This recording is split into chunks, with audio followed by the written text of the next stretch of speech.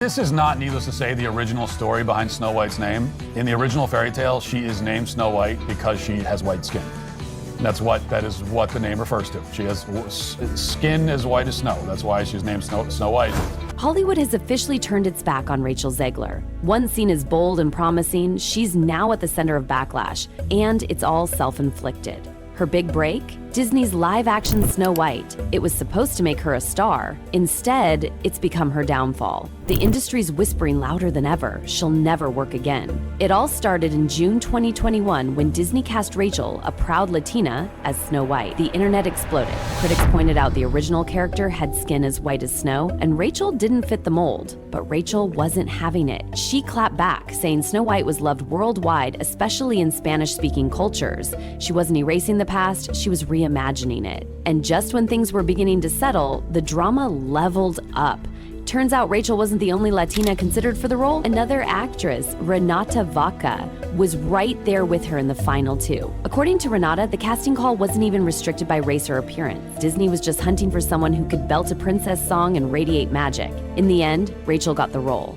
But what came next was a PR disaster that only kept getting worse. I mean that it's no longer 1937, and we absolutely wrote a Snow White that is not going to be saved by the prince. She's not going to be saved by the prince, and she's not going to be dreaming about true love. In October 2024, Rachel dropped a backstory bomb that shocked fans.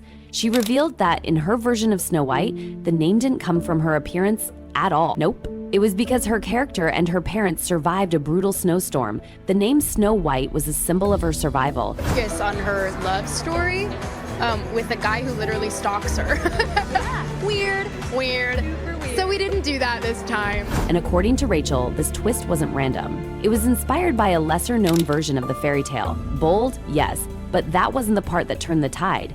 Rachel did what so many Disney stars fear doing. She publicly slammed the original Snow White. She called it outdated, poked fun at its storyline, and basically declared it needed a major feminist overhaul. Her problem? Snow White's entire existence seemed to revolve around waiting for a man to save her. She called it out, said it loud and clear, that the 1937 version was super old and had to be updated for a modern audience. And when critics accused the new film of being too politically correct, Rachel doubled down. She said Snow White deserved more than singing "Someday My Prince Will Come" while daydreaming like a lost puppy. Then came the D23 Expo in 2022, and baby, Rachel blew the roof off. The amount of, like, if it ain't broken, don't fix it. Leave it the f alone. Yeah, that's it. If it ain't broke, break it. Like, leave these stories alone. By the way, if she never opened her mouth and she didn't do all this nonsense, people would have gone and watched the movie. They would have made their money, but then people would have been disappointed after the match. She joked that the prince in the original was basically a stalker. Rachel told the world that this time around, the whole love story was cut. She even teased that Andrew Burnap, the new male lead, might not have any scenes left by the time the editing was done. Her exact words, "It's Hollywood, baby."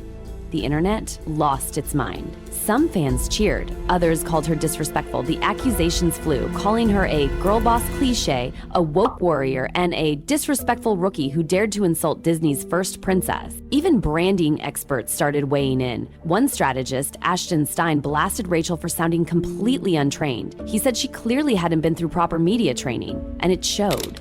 And then came a plot twist no one saw coming. David Hand, the actual son of the man who co-directed the original 1937 Snow White, publicly called Rachel's version insulting. He claimed Walt Disney himself would be turning in his grave. It was a gut punch from Disney's legacy itself. Right-wing media outlets saw the chaos and jumped in like sharks. The Daily Wire announced they were launching their own live-action version, Snow White and the Evil Queen, starring Brett Cooper. Their plan? Drop it in 2025 to compete directly with Disney's version. But the plot thickened. Brett Cooper left the Daily Wire in December 2024, and since then, crickets. That remake disappeared like a ghost in the night. Back in Disney's corner, Rachel tried to clean up the mess. In October 2024, she sat down for an emotional interview with Variety. You could tell she was exhausted. She said she never meant to imply that love had no place in the story. Yes, there was still a love story, it just wasn't the focus. What really shocks me about this story, Disney and all these media companies, they invest hundreds of millions of dollars into these projects, right? Have they ever thought about maybe like a little bit of like, I don't know, vulnerability study, opposition research, that sort of thing, before you go and hire some Zoomer who's a lunatic? She admitted some of her jokes didn't land. She admitted her words had been twisted. But the damage already done. By then, half the internet had labeled her a romance-hating, tradition-mashing villain. She was the face of everything people thought was wrong with modern Hollywood. And just when it seemed like things couldn't get messier, they did. August 2024, the teaser trailer dropped. And it didn't ignite excitement. It ignited political fire. Two major pro-Palestinian organizations, BDS and PAC-BI, called for a global boycott. The reason? Gal Gadot, who plays the evil queen, had served in the Israeli military and made public statements supporting Israel. That was enough to spark protests. But here's where it gets explosive. Rachel Zegler had publicly supported Palestine. Yup. The lead heroine and the villain were on opposite sides of one of the most divisive international issues of our time. The internet exploded. Hashtags, threads, debates, boycotts. And then news broke that Gal Gadot had received death threats.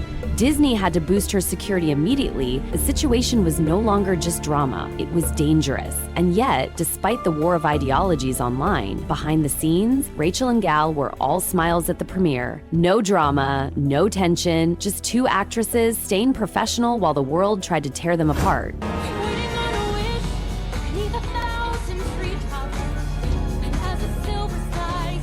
But Hollywood wasn't done with the drama. The 2024 presidential election hit, and Rachel made one bold move that set everything on fire. She posted on social media Donald Trump, followed by a not-so-subtle message that he and his supporters should never know peace.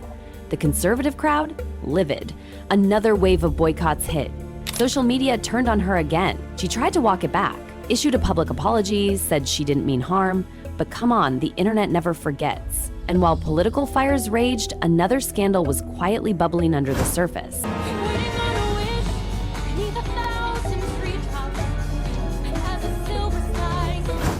Way back in January 2022, actor Peter Dinklage criticized Disney's decision to reboot Snow White.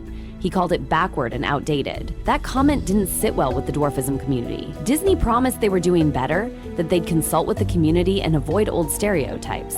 Fast forward to July 2023. I never want it to come off as me being ungrateful for the opportunities I have. I can also be having the greatest time and simultaneously wishing people would stop sending me death. Leaked set photos dropped online from Berkshire, and fans were confused. The cast? Only one actor with dwarfism. The rest? A diverse group of full-sized men and women. The internet erupted. Critics said Disney had tried so hard to be inclusive, they ended up excluding the very group the original dwarfs represented. At first, Disney dodged accountability, claiming the photos were just stand-ins, but later, they confirmed the images were from production. Actors like Jason Weeman-Acuna from Jackass clapped back, slamming Disney for casting what he called 7 average people.